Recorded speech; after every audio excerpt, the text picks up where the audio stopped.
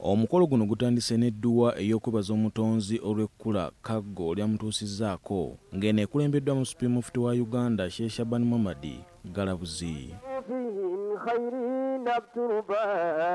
Supreme Mufti Sheikh Shaban Muhammad Galabuzi yeebazizza Kaggo olw'enkolagana ennungi n'abantu n'akubirizza abantu okusanyuka nga Katonda aliko bye batuusizzaako. Mukkirize twebaze Katonda olwa kino kyatuusizzaako ekya muganda waffe Kaggo Ahmad Magandaazi okubeera bamu ekitiibwa eky'obwa Kaggo okutwala essaza lino Kyaddondo. Katonda waakuwa ekyengera anyumirwa nnyo kikulabikeko neze kya Kaggo kimulabikako. Katikkiro Charles Peter Mayiga ebadde omugenyi omukulu ku mukolo guno era asoose na kuggulawo amaka gali kwoleka ag'omwami wa Kabaka mulamulira kiziza Kyaddondo Hajji Ahmed Matovu Magandaazi era n'agalambula.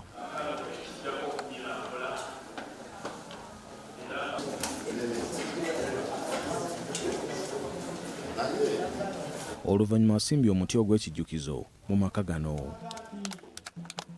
Mu bubaka bwe Katikkiro asoose kwebaza Kaggo olw'okuweereza Kabaka we awatali kwekkiriranya era nti waakujjukirwa nnyo mu byafaayo olw'ettoffaali ly'atadde ku bwakabaka bwe. Mu nsangi zino Kabaka bw'aba agaba obwami mu mulembe guno omutebi anoonya abo abeeteefuteefu okuwaayo ebyabwe okuweereza Obuganda. Okuva Kabaka lwe yadda mu 86 n'okuva lwe yatuuzibwa mu 93 tuli ku ddimu lyakuzza Buganda ku ntikko. Era abaami balina eddimu ddene okukumaakuma abantu okubakwasa ekkubo erituzza ku ntikko. Neebaza kkojjange Kaggo olw'okuwaayo obudde, amagezi, ensimbi okulaba nga Buganda edda mu kifo kyayo. Wano Kamalabyonna akubirizza abaami ba Kabaka ku mitendera egy'enjawulo okukubiriza abantu ba Kabaka okusitula omutindo mu maka gaabwe kibayambeko okwetangira endwadde eziva ku buligo. Mu abaami abali wano nammwe abakulu mu kika abali wano bwe mutaateeke mulaka ku buyonjo mu maka ebirala byonna tutengejjera bwereere kubanga abantu bagenda kulwala.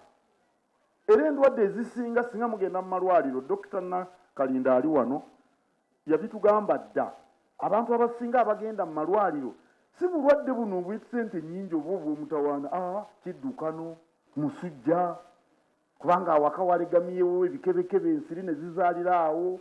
Ebyo bye bisinga okutwala abantu mu malwaliro era tebakola. Kati atakola ayinza okuzza Buganda ku ntikko.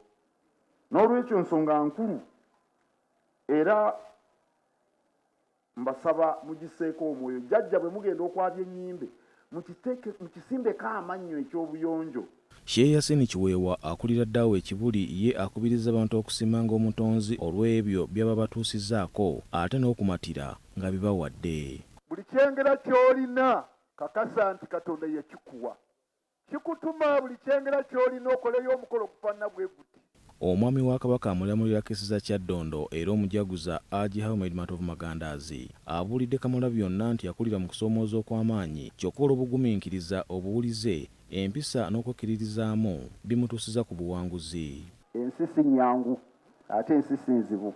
Bwe muba mwagala okufuna ebirungi mulina okukola ennyo, mulina okusasula omuwendo munene nnyo era naffe okutuuka wano tusasudde omuwendo munene nnyo.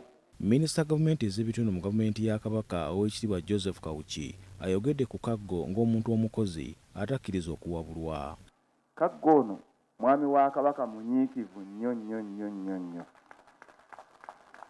Ekyokubiri, Kaggo musajja mumanyi kyokka ayaniriza okwongera okumanya n'okuyiga. Minisita wa Kampala Ajatimisa Kabanda n'omubaka omukyala wa disitulikiti y'e Wakiso Bet Ethel Naluyima beebazizza Kaggo olw'okubeera omukulembeze ow'ekyokulabirako. Kaggo yeebaza atajjukira tagaba, weebale kujjukira n'otoddiza ffe abantu bo n'ogaa nti kati nzimbi ate ne Mukama yeebale kuwa kkula eryo kubanga eddiini gy'osomegga nti sula bulungi, tambula bulungi, lya bulungi, nti buli w'obaako ky'okola weebaze.